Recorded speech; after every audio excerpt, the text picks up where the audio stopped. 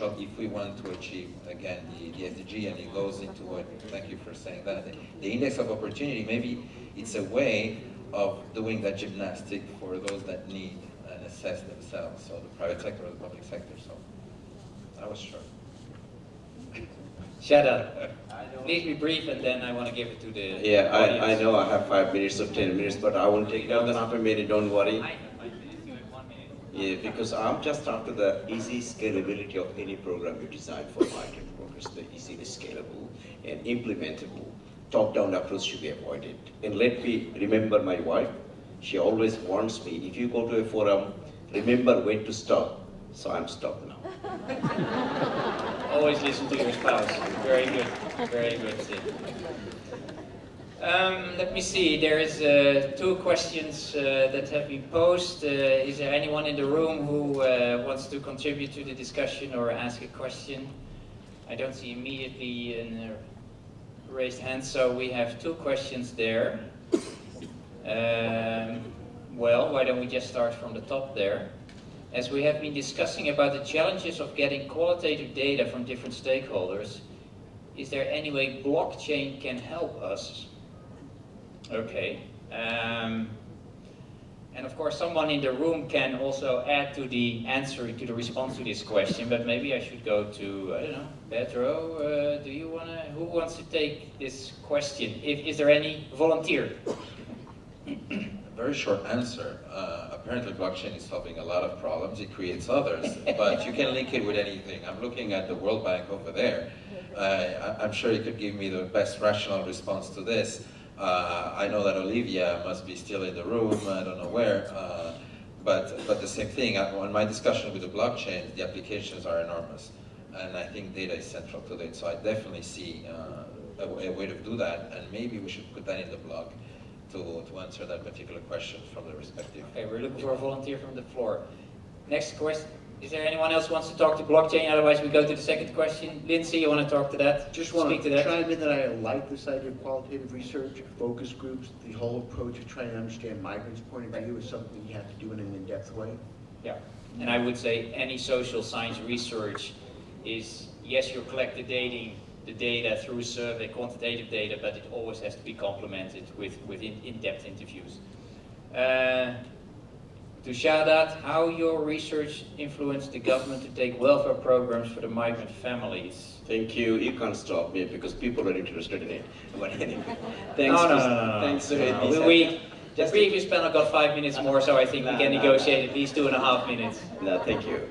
Well, our initiative actually, as I said, we started from the ground level, and we went step by step, even to the highest level of government. We first talked to the local level, and then went to the district level.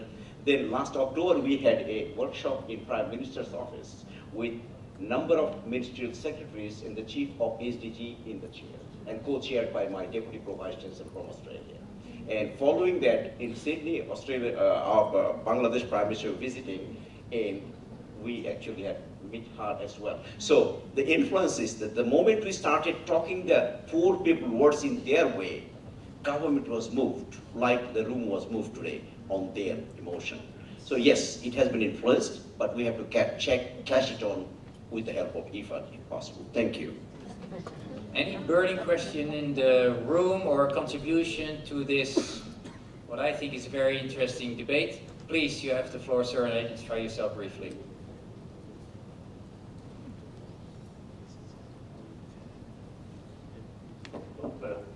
Thank you very much.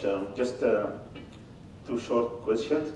First, on the comment which you mentioned about the terminology of brain drain and brain gain in a paradoxical way. I think the only way to abolish this conflict is to make some sort of strike a balance between the brain drain and brain gain in the country of origin. And this needs a lot of facilities from destination country, like facilitating people returning back, brain circulation, and some sort of other facilities, maybe technical also. And this is the only way that we can keep the balance and keep the 2 terminologies like benign and accepted. and I hope you will comment on this. The second, concerning the data itself, we have a problem because all the data we have now is so paradoxical. Now I'm reading like 4 reports from IOM and IFAD and World Bank, and all these figures are different. In the stock taking, in the remittances, in different elements and components.